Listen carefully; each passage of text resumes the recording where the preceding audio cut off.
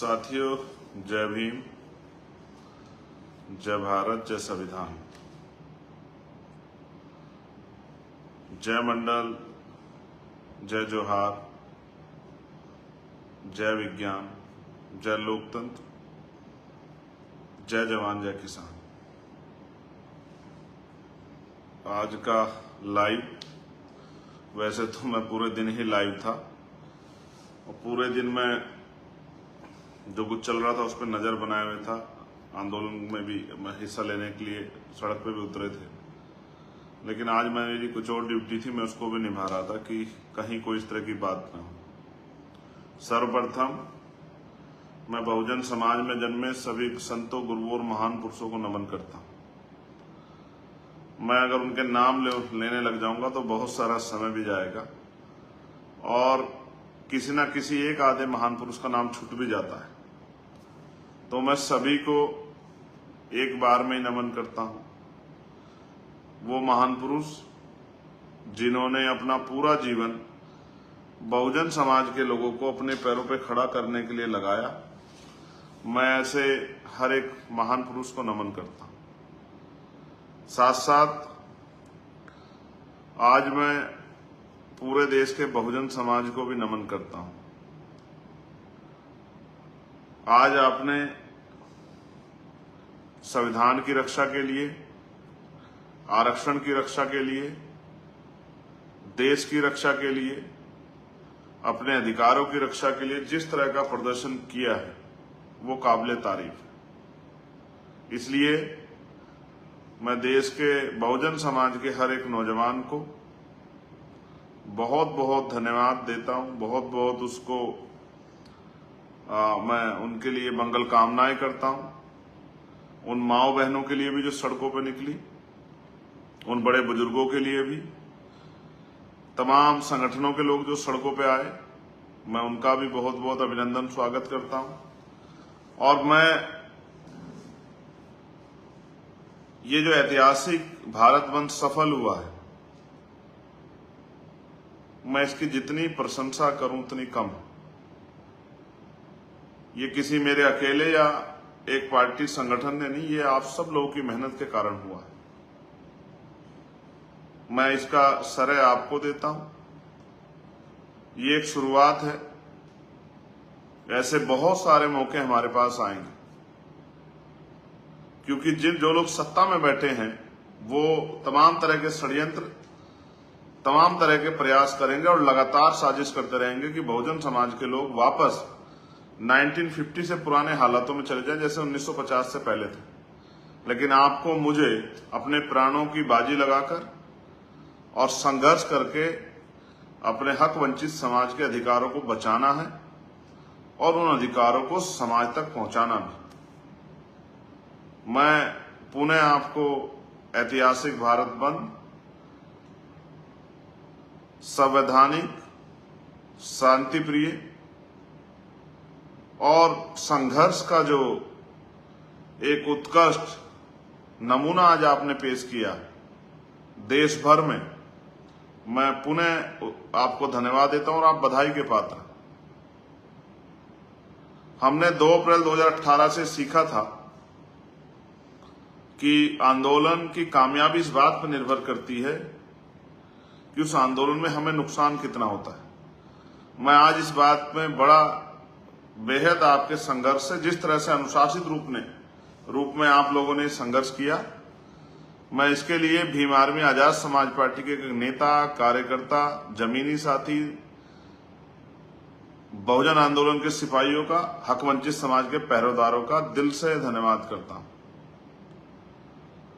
2018 में जो बंद हुआ था उसमें हमने 13 से 14 लोगों की शहीदगी हमारे हिस्से में आई थी, लेकिन इस बार के बंद में आपने जिस तरह से मेरी और तमाम नेताओं की, जिन्होंने आपसे अपील की, उनकी भावनाओं का सम्मान किया और बंद को शांतिपूर्वक सफल बनाने के लिए जिस तरह का संघर्ष किया, अपने गुस्से पे कंट्रोल रखा, तमाम तरह से सभी षड्यंत्रों को बेनकाब किया, तमाम तरह से जो सीक्रेट कोड आपको दिया गया था उसका प्रयोग करके समय समय पे आपने विरोधियों को अपने आंदोलन में घुसने से रोका, इसके लिए मैं आपका धन्यवाद देता हूं। सम्मानित साथियों, आपने देखा एक ऐतिहासिक भारत बंद, अधिकारों के लिए, धार्मिक आयोजनों में हम लोग इकट्ठा होते हैं, लेकिन संघर्ष के लिए इकट्ठा होना ये खुद में काबिल तारीफ है। मैं चारों तरफ नजर बनाया हुआ था, कई जगह घटनाएं भी हुई हैं, जैसे जहानाबाद में मारपीट ही की गई है कार्यकर्ताओं के साथ, बहुजन समाज के लोगों के साथ। जिस तरह से पटना में लाठीचार्ज की गई है, वो दर्द भी मैंने देखा। कई जगह पे छिटपुट एक दो दुर्घटनाओं की, मुजफ्फरनगर में भी एक दुर्घटना हुई, एक्सीडेंट। कई ऐसी घटनाएं भी मेरे संज्ञान में आई। सुबह संभल में, मुरादाबाद में, जौनपुर में जिस तरह से कार्यकर्ताओं को पकड़ा गया, हाउस अरेस्ट किया गया, उनको अमरोहा में, उनको संभल में जिस तरह से रोका गया पुलिस द्वारा, जिस तरह से सड़क से आकर रोकने की बजाय रोककर वहीं मूर्तियों पे और धर्मशालाओं में ज्ञापन दिलाने के लिए मजबूर किया गया, जो लोग सड़क पे आए उनको थाने में बंद कर दिया गया। ऐसी बहुत सारी सैकड़ों सा घटनाएं हमारे संज्ञान में आई और लगातार हमने उस पर काम करके प्रशासन को चेताने का, अपने लोगों को रिहा कराने का और तमाम तरह की जो परेशानियां उन्होंने खड़ी की उसको, उन परेशानियों को खत्म कराने का प्रयास किया। लेकिन साथ साथ सम्मानित साथियों, मुझे आपसे कहना है, ये जो संघर्ष हमने किया ये मेरा अपना संघर्ष नहीं है या किसी एक आदमी का संघर्ष नहीं है, समाज के अधिकारों को बचाने का संघर्ष। इस बंद से हमने सरकार को चेताया कि निजीकरण के जरिए जिस तरह वो आरक्षण खत्म कर रही है ये अब नहीं चलेगा। ठेकेदारी, लेटरल एंट्री, संविदा, आउटसोर्सिंग के जरिए जिस तरह से सरकारी नौकरियों को खत्म किया जा रहा है ये अब नहीं चलेगा। अब मैं सड़क पर तो हूं लेकिन पार्लियामेंट में भी हूं। मैं आपको वचन दे कहता हूं कि पार्लियामेंट में इस मुद्दे को जोर शोर से हम लोग उठा के सरकार का ध्यान आकर्षित करेंगे और मजबूर करेंगे कि वह अध्यादेश लाके आरक्षण को संविधान की 9वीं अनुसूची में डालें। साथ साथ मुझे आपसे ये भी कहना है कि संघर्ष के लिए बुलावे नहीं भेजे जाते। अभी प्रथम चरण खत्म हो गया। आज ही मैं अपने साथियों से कहना चाहता हूं देश भर के कि वो कल से ही मीटिंग स्टार्ट कर दे। 11 सितंबर को हमें दिल्ली में अपना शक्ति प्रदर्शन करके समाज का जो है की ताकत जो है, समाज का जो बल है, समाज का जो आक्रोश है, समाज की जो चिंताएं हैं, उसको भी हमें दिल्ली के पटल से सरकार के सामने रखना है। समाज ने बंद बुलाया, हमने गंभीरता को जांचा, एक एक चीज पर नजर बना के रखी, पॉइंट टू पॉइंट सब चीजों को किया, तमाम चीजों का प्रयास करके, संकलन करके, तमाम वार रूम बना के, वो नंबर जारी करके, सब कुछ करके हमने कोशिश की कि आंदोलन सफल हो। हमारी फर्स्ट प्रायोरिटी ये थी कि आंदोलन सफल हो। अब मैं आपसे ये कहना चाहता हूं कि अब आपको पुनः कमर कसनी पड़ेगी। मैं भीम आर्मी आजाद समाज पार्टी के बहादुर साथियों से कहना चाहता हूं, अभी से आप व्यवस्था कर लें।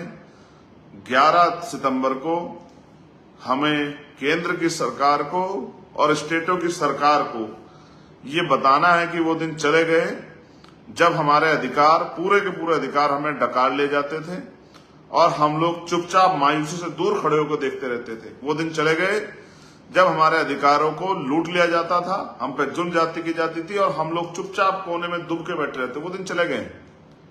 अब जो नई जनरेशन है वो अपने अधिकारों को इतनी आसानी से नहीं जान देगी। आज मैंने किसी से कहा भी और मैं आपसे भी कह रहा हूं, क्या कभी आपने 2014 से पहले सुना था कि कमजोर वर्ग के लोग अपने अधिकारों के लिए भारत बंद करते थे? ये नई ऊर्जा जो है, ये जो नया बल पैदा हुआ है समाज में, ये भीम आर्मी के नौजवान साथियों के संघर्ष, उनके समर्पण, उनके संकल्प और जो दिल में उनके आग लगी है बहुजन महापुरुषों के सपनों को पूरा करने के लिए, ये उसकी देन है। आज बहुत सारे कर्मचारियों ने मेरी अपील के बाद छुट्टी ले लेके भी इस बंद में शामिल होने का काम किया। उन्होंने भी अपनी सामाजिक जिम्मेदारी को निभाया। मैं उनसे भी कहना चाहता हूं कि अब कमर कसने का समय आ गया है। ये अधिकार मांगने से नहीं मिलेंगे। एक तरफ हम राजनीतिक शक्ति बना के इन अधिकारों को आप तक पहुंचाने का काम करेंगे, आपके दरवाजे तक लाने का काम करेंगे, बुनियादी सुविधा आप तक पहुंचाने का काम करेंगे, आपके आत्मसम्मान की, आपके अधिकार रक्षा करने का काम करेंगे। दूसरी तरफ समाज से भी मैं अपील करता हूं कि वो भी अपनी शक्ति को अब समय समय पे उसका प्रदर्शन करे। एक बार भारत बंद करना पड़े आपके अधिकारों के लिए, 2 बार करना पड़े, 10 बार करना पड़े, हर महीने करना पड़े, हर साल करना पड़े, हर हफ्ते करना पड़े, लेकिन किसी भी कीमत पर आजादी के 75 साल बाद भी हम लोग बुनियादी सुविधाओं से वंचित होकर जीवन नहीं जिएंगे। मैं गांव देहात में जाता हूं तो लोगों के दर्द को देखता हूं, भूखे पेट देखता हूं, घर के टूटे हुए घरों की छतें देखता हूं, मैला मटमैला पानी, जैसे नाली का पानी होता है ऐसा पानी पीने के लिए मजबूर लोगों को देखता हूं, बीमारियों से सड़क पर घर में मरते लोगों को देखता हूं, अस्पतालों में मरते देखता हूं। मैं जाता हूं अपने क्षेत्र में भी अस्पतालों के निरीक्षण के लिए, मैं उनसे एक ही बात कहता हूं कि इसको ठीक करो, गरीब आदमी आता है। मैं पैसे की कमी में लोगों के उजड़ते सपनों को देखता हूं, अपने नौजवान भाइयों को देखता हूं, रोजगार की कमी के कारण उनकी तकलीफों को देखता हूं, मजदूर को मजदूरी मांगने पे मरते हुए देखता हूं, मूछें रखने पे अपने लोगों की हत्या होते देखता हूं, न्याय मांगने पे पुलिस द्वारा लाठियों से पीट के जेल बंद करके झूठे मुकदमे में जेल में सड़ते अपने लोगों को देखता हूं। मैं सड़क पर बिलखती हुई अपनी बच्चियों को, उनकी लुटती आबरू को देखता हूं। मैं माओ के मिटते सिंदूर को देखता हूं। मैं बहनों की उजड़ती माओ की उजड़ती कोख को और बहनों के उजड़ते हुए घरों को देखता हूं। बहुत तकलीफ होती, सब कुछ होते हुए भी आज भी हम पे होने वाला जुल्म कम नहीं हुआ, और जो अधिकार हमें बाबा साहब अम्बेडकर ने संघर्ष करके दिलाए उनको लगातार सरकारें खत्म करने का काम कर रही हैं। मैं भूख से बिलखते बच्चों को देखता हूं। मैं आपकी बातों में, आपके चेहरों पे, आपकी आंखों में जो दर्द है उस दर्द को देखता हूं, और मैं आपको फिर कह रहा हूं, ये हमें कुछ भी आसानी से नहीं मिला। पीने के लिए पानी से लेके और सार्वजनिक रूप से पढ़ने के लिए स्कूलों में भी हिस्ट्री पढ़ के देखेंगे तो एहसास होगा, उन सब के लिए हमें कीमत चुकानी पड़ी है। मैं आपका भाई चंद्रशेखर आजाद पुनः आपको बधाई देता हूं, और अपने बहादुर साथियों से कहना चाहता हूं जो देश भर में रहते हैं, समय है, अधिकार बचा लो, और अधिकार संघर्ष करके ही बच सकते हैं। और मैं किसी पर टिप्पणी नहीं करना चाहता, लेकिन बहुत सारे लोगों को समझ में आया कि हम जो संघर्ष करते हैं सड़कों का, वो संघर्ष ही सरकारों को हमारे लोगों के खिलाफ कानून बनाने और हमारे लोगों का अहित करने से रोकती है। वरना सरकारों का बस चले तो हमारे लोगों को कच्चा चपा जाए, हमारे अधिकारों को निगल जाए, सारे अधिकार पूंजीपतियों को दे दें। इसलिए मैं आपसे कहता हूं, मैं जो मांगे उठाता हूं वो समाज में परिवर्तन की मांगे हैं कि प्रधानमंत्री हो, राष्ट्रपति हो, राज्यपाल हो, मुख्यमंत्री हो, उनके मंत्री हो, आईएएस हो, आईपीएस हो, क्लर्क हो, कोई नेता हो, कोई भी हो, सबके बच्चों को सरकारी स्कूल में पढ़ना चाहिए, जिससे सरकारी स्कूलों में सुविधाएं आए, गरीब के बच्चे को, किसान मजदूर के बच्चे को भी पढ़ने का अवसर मिले, और अच्छी पढ़ाई की व्यवस्था हो, कम खर्च में व्यवस्था हो, कम पैसे में उनको मौका मिले आगे बढ़ने का। और ऐसे ही कोई भी अधिकारी हो, कर्मचारी हो, नेता हो, अभिनेता हो, मुख्यमंत्री हो, प्रधानमंत्री हो, राष्ट्रपति हो, राज्यपाल हो, मंत्री हो, कोई हो, आईएएस हो, आईपीएस हो, वकील हो, जज हो, सबके बच्चों को जो सरकारी सुविधा ले रहे हैं उनका इलाज बीमार होने पे सरकारी अस्पतालों में नेताजी का भी, अभिनेता जी का भी, अधिकारियों का भी, उनके बच्चों का भी होगा। तब तक सरकारी अस्पतालों में, जब तक ये काम नहीं होगा तब तक सरकारी अस्पतालों में अच्छे इलाज की व्यवस्था नहीं होगी। मैं पुनः आपको याद दिला रहा हूं, तारीख क्या है? 11 सितंबर। आपने हर आंदोलन में मेरी बात के साथ खड़े होकर मुझे ताकत देने का काम किया, मेरी बात के साथ खड़े होकर इस देश को बहुजन समाज की ताकत का एहसास कराने का काम किया। मैं आपसे अपील करता हूं, आज से ही अपनी डायरी में नोट कीजिए कि 11 सितंबर दिल्ली, और दिल्ली को ये बताना है कि हम अभी जिंदा हैं, और इस तरह से इतनी आसानी से अपनी आंखों के सामने अपने अधिकारों को जाने नहीं देंगे। दिल्ली में बैठी सरकारें याद रखें, स्टेटों में बैठी सरकारें याद रखें, जो लाठी मेरे लोगों पे चली, एक एक लाठी का हिसाब होगा। ये बात मेरी आप याद रखना। मैंने सुबह भी कहा था, कल भी कहा था, अगर कोई सरकार हमारे लोगों पे लाठी चलाएगी तो उसका तख्ता पलट करने का काम, उसकी कुर्सी खींचने का काम उसको जमीन पे पटकने का काम उस सरकार को हम लोग आने वाले कल में करेंगे। और मैं आपसे आग्रह करता हूं, अब तो जागो प्यारो, अब तो नींद से जागो, अब तो आंखें खोलो। अब तो देखो कौन संविधान के इस तरह संविधान लेके आपके लिए घूम रहा था, ये कहते हो कि संविधान बचाना, आरक्षण बचाना, लेकिन आपको समझ आया जब आपके अधिकारों की रक्षा की बात आएगी तो आपको खुद लड़ना पड़ेगा। आज भी तो आप खुद ही लड़े हो ना। कोई नेता जो संविधान बचाने के वादे करके, दावे करके आपके बीच घूम रहा था, आया क्या कोई? मैं किसी को बुरा नहीं कह रहा हूं, मैं तो आपको जगाने के लिए हूं और आप सब जानते हैं। 4-4 गोली मैंने इसलिए खाई क्योंकि मैं सच्ची और कड़वी बात कहता हूं। इन नेताओं का बस चले, जो नेता यहां दिल्ली में बैठे हैं, इनका बस चले तो मुझे अगले दिन का सूरज ना देखने दे, क्योंकि इनको लगता है कोई है जो खड़ा हो गया गरीबों के लिए। इनके झूठ और गरीबों की तकलीफों के बीच, जो इनके झूठ को बेनकाब करता है और गरीबों की लड़ाई को पार्लियामेंट में भी उठाता है, सड़कों पर भी उठाता है। मैं मेंबर ऑफ पार्लियामेंट बना हूं, लेकिन मैंने अपने तेवर नहीं छोड़े, मैं लड़ना नहीं भूला हूं, मैं सड़कों का संघर्ष नहीं भूला हूं, मैं तपती गर्मी में आंदोलन करना नहीं भूला हूं, मैं कई किलोमीटर नारे करते हुए अपने लोगों को जगाना नहीं भूला हूं, गांव-गांव जाके लोगों को समझाना नहीं भूला, मैं संघर्ष करना नहीं भूला हूं। मैं आपका आजाद हूं, मैं आपका चंद्रशेखर आजाद हूं, इसलिए आपसे कह रहा हूं। मैं आपका सिपाही हूं, मैं आपका कार्यकर्ता हूं, इसलिए आपसे कह रहा हूं। कोई दिखा आपको कि हमें संविधान बचाना है, देश बचाना है? कोई दिखा आपको आपकी लड़ाई में आगे खड़ा होता हो कि आप मत जाओ, हम हैं? ये आपकी लड़ाई है सर। जब आपके अधिकारों की बात होगी तो आपको खड़ा होना पड़ा। आप किसी को वोट दे दो, कोई फर्क नहीं पड़ता किसी को। जैसे उनका मतलब निकलेगा, फिर आपको अपनी लड़ाई खुद लड़नी है, आपको अपने घर की रक्षा खुद करनी है, आपको अपने ऊपर होने वाले जुर्म का जवाब खुद देना है। समझदार हो, इशारा काफी। अब तो जागो, अब तो कठपुतली मत बनो किसी की। हम लोग संघर्ष कर रहे हैं या नेतागिरी कर रहे हैं, अपने समाज के अधिकारों के लिए तो कर रहे हैं, अपने बहुजन समाज को पैरों पर खड़ा करने के लिए तो कर रहे हैं। और जब हम घर से निकलते हैं, ये भी नहीं पता कि गोलियां कहां से हमारा सामना करेगी, जैसे हमारे अनुभव थे, फिर भी हम घर नहीं बैठे, तो आप महसूस करो कि जो लोग आपके ऐसे समय में साथ नहीं थे वो आपके कितने थे सी, और उनके राज में आपके हितों की कितनी रक्षा होगी। मैं एक बात और आपसे कहना चाहता हूं, मैं आज उन बहादुर साथियों को नमन करता हूं 2 अप्रैल 2018 के, जिन्होंने शहादत दी थी, और उनको भी जिन्होंने हजारों लोगों ने जेल काटी। लेकिन आज हमने कोशिश की कि कोई ऐसी घटना ना हो कि हमारे भाइयों को ये जुल्म सहना पड़े। ये मेरे कंधों पर जिम्मेदारी थी।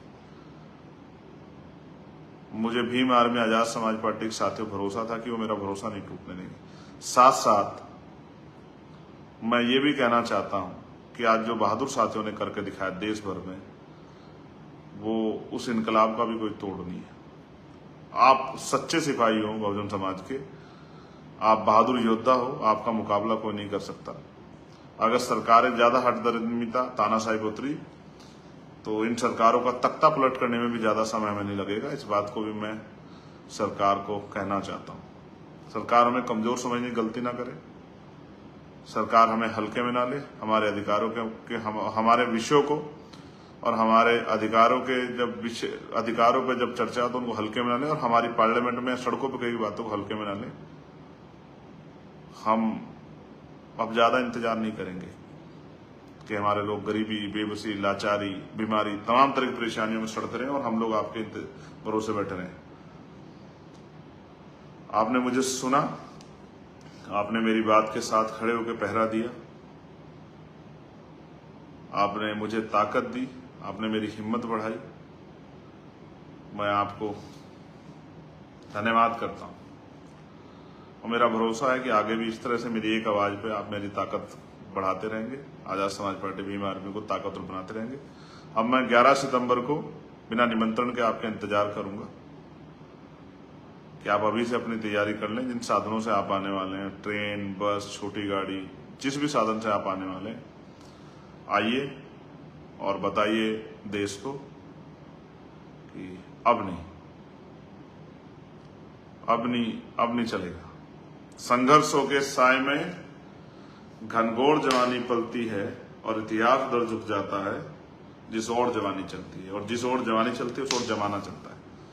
जवानी जिंदाबाद, बहुजन समाज जिंदाबाद, बहुजन महापुरुष जिंदाबाद। आज का पूरा श्रेय मैं आप सभी योद्धाओं को और बहुजन समाज के हमारे महान पुरुषों को समर्पित करता हूं, जिनके संघर्ष से पढ़ के हमने यहां तक का ये सफर तय किया। धन्यवाद।